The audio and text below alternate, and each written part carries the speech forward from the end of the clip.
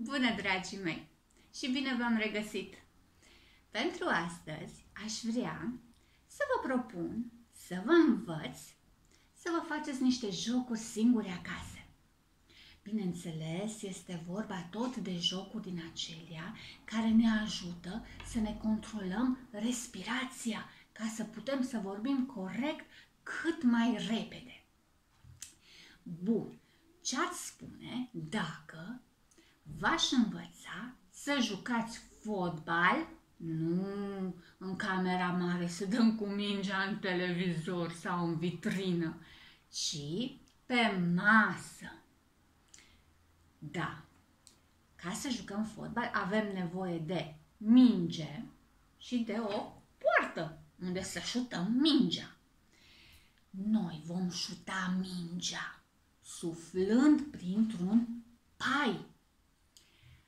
Dar poarta cum să o confecționăm oare? Eu m-am gândit să fac o poartă din niște cuburi de lemn sau de Lego, deci aveți voi pe acasă, și niște paie, pentru că cred că avem toți paie acasă. Așa că am pus 2 cuburi de lemn, am pus niște paie peste cuburi ca să arate ca și o poartă. Și acum o să luăm mingea, sigur că da, avem nevoie de minge, să șutăm mingea în poartă. Și am spus că o vom șuta cu ajutorul unui pai. O să suflăm prin pai mingea direct în poartă.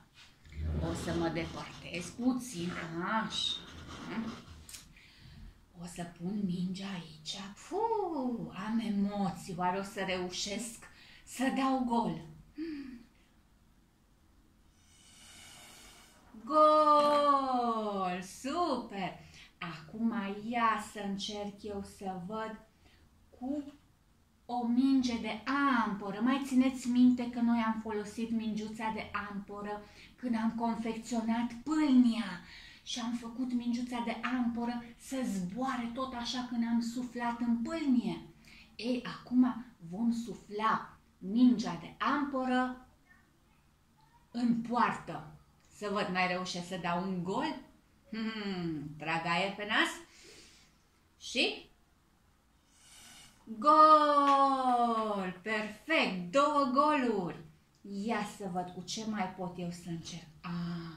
Am și un pompon care este tot rotund ca și mingea. Deci aș putea să încerc să dau gol și cu pomponul.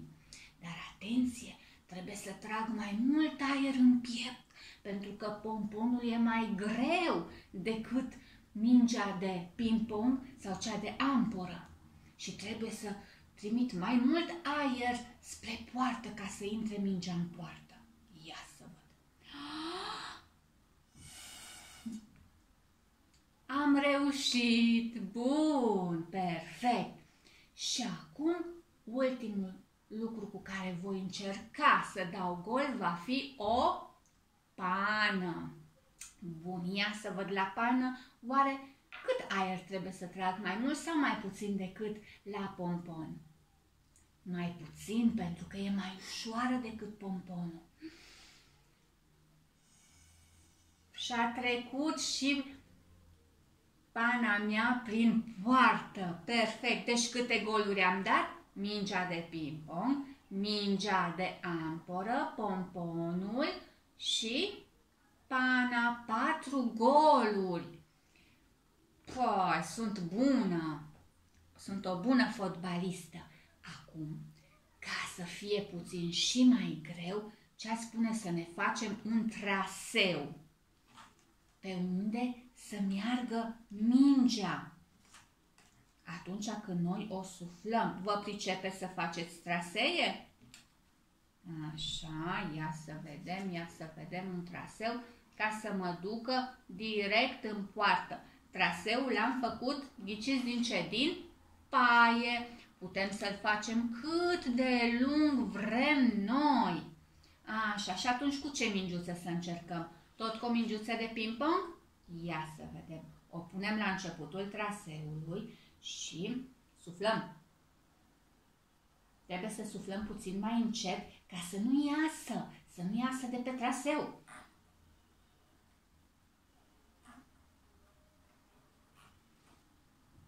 Așa. Perfect! Și am dus mingea în poartă. Acasă voi puteți să vă faceți trasee lungi, puteți să folosiți chiar plastelină să vă faceți tot felul de trasee și labirinturi puteți să vă mai faceți, prin care să mergeți cu mingea tot așa suflând în pai. Bun, acum am jucat fotbal, ce-a spune dacă am jucat și golf? Pentru golf, știți că la golf mingea se bagă în niște găuri. Eu m-am gândit să fac găurile din, cine ghicește ce e asta? Un cofraj de la ouă pe care eu l-am vopsit cu acoarele de culoarea verde ca să arate ca și un teren de golf. Și atunci acest cofraj are găuri. Hai să vedem câte găuri are. 1, 2, 3, 4, 5, 6 găuri avem. Și luăm tot așa o minge de ping-pong, o punem în prima gaură. Dar fiți atenți că aici trebuie să facem exerciții pentru că trebuie să suflăm foarte tare, cu foarte multă putere, pentru ca mingiuța dintr-o gaură să iasă din gaură și să sară în cealaltă gaură. Deci am spus că foarte mult aer trebuie să tragem.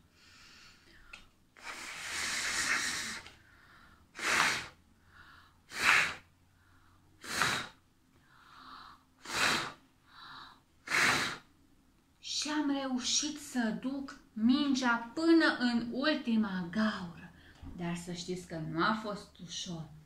Trebuie să repetați de mai multe ori până să reușiți să duceți mingea din prima și până în ultima gaură, în toate cele 6 găuri. Bun. Și aș mai vrea să vă propun, de fapt, să vă provoc la o cursă de omizi. Pentru aceasta avem nevoie de o omidă foarte rapidă. Ca să ne confecționăm o omidă, avem nevoie de o foaie de hârtie. Eu am foi colorate. Este bună și albă sau orice culoare vreți voi. Așa, eu o să iau verde, de exemplu. Foaia o să împăturim în două, perfect. Știu că este puțin mai greu să ducem colțul la colț,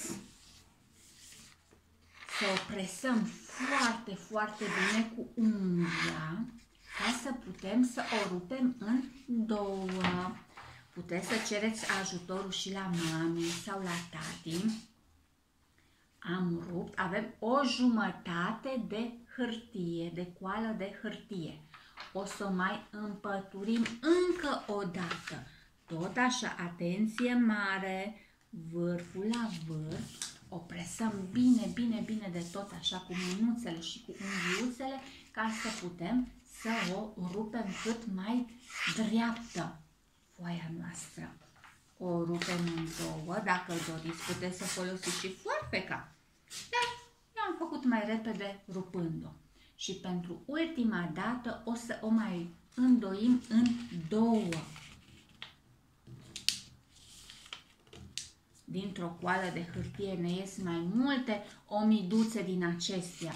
Astfel că putem să facem cursă cu mami, cu tati, cu frățiorul, cu surioara, cu prietenul sau prietena noastră. După ce am presat-o bine, bine de tot cu unghiuța, o să o rupem.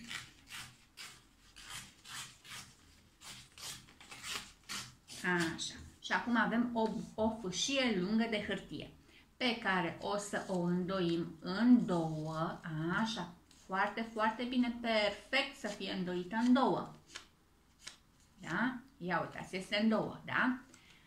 ducem la mijloc, aici unde este îndoitura, vârful de sus, așa, să fie tot așa perfect, îl îndoim, îl presăm bine și dacă am dus vârful de sus, o să ducem și vârful de jos, tot aici la mijloc, ca să nu se supere, să se întâlnească cu vârful de sus. S-au întâlnit cele două vârfulețe, vedeți? Vârful de sus cu vârful de jos al foii de hârtie. Așa, și acum mai îndoim o dată să se întâlnească și celelalte două vârfuri de sus și vârful de jos se întâlnesc tot la mijloc. Așa, și presăm foarte, foarte bine și cu unghiuțele putem să presăm bine, bine de tot. Și pentru ultima dată o împăturim în două foicica asta micuță. Ați văzut ce lungă a fost la început și ce micuță e acum? Ia uitați ce lungă a fost la început, iar acum a rămas micuță, că am tot îndoit-o în două.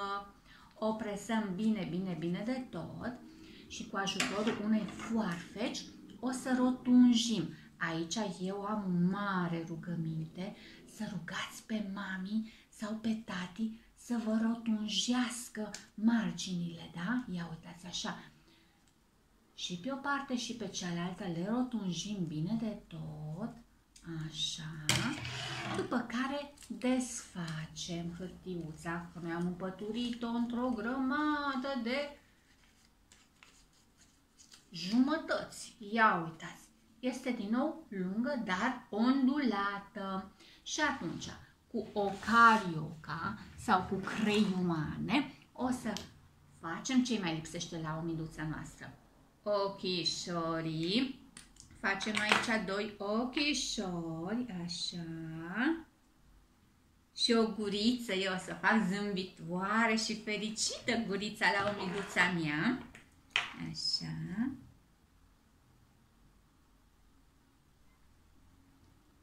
Ia uitați ce fericită e omiduța mea. Bun, o pun aici. Îmi iau paiul și suflu pe ea. Ia să văd. Poate să meargă repede omiduța mea?